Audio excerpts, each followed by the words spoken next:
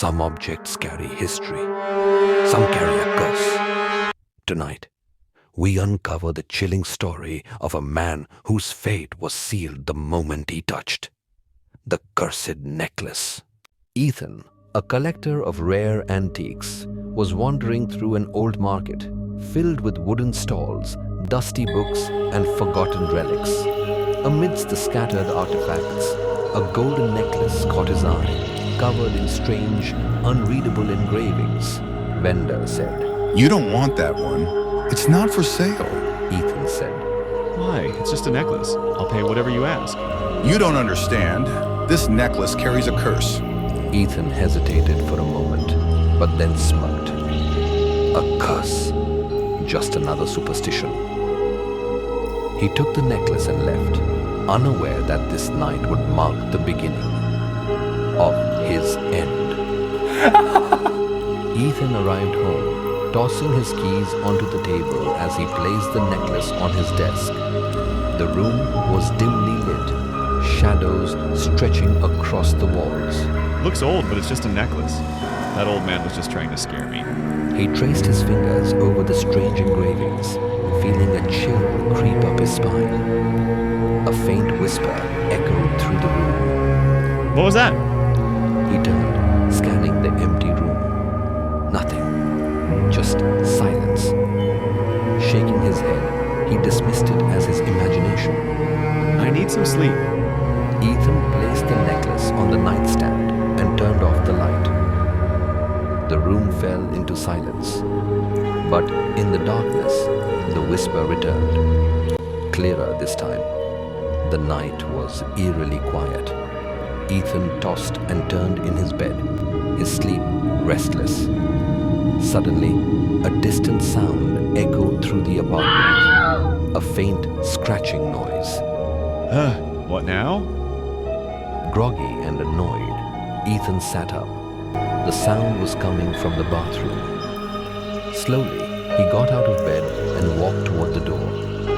As he flipped on the light, his breath caught in his throat. The bathroom mirror was covered in blood-red writing. Written on the mirror, "Read me before it's too late." Oh, what the hell? His fingers trembled as he reached toward the mirror. Just as his fingertips brushed the cold glass, a sharp breath echoed behind him. Who's there? The bathroom was empty, but in the mirror, behind his reflection, something moved.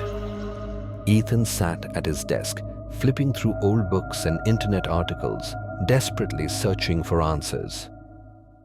The symbols on the necklace, they weren't just decorative, they were ancient.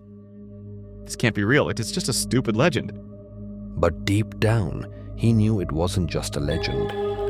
The whispers, the writing on the mirror, something was attached to that necklace. Something was watching.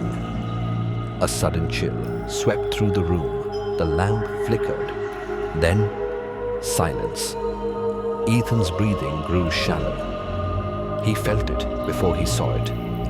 A dark hand emerged from the wall behind him, long fingers curling toward his shoulder.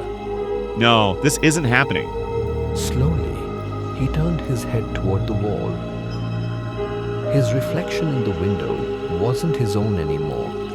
It grinned, a twisted, monstrous version of himself. The next morning, Ethan's apartment was silent. Too silent. The air was heavy, thick with something unseen. The front door was unlocked. The lights were still on. But Ethan was gone. His desk remained untouched, except for an old dusty book that lay open in front of the chair. Its pages were yellowed with age, the ink faded, except for one freshly written sentence. Written in the book, every reader becomes a part of the story. The necklace was nowhere to be found. The only thing left behind was Ethan's reflection, still grinning in the darkened window. Days passed. Ethan was never seen again.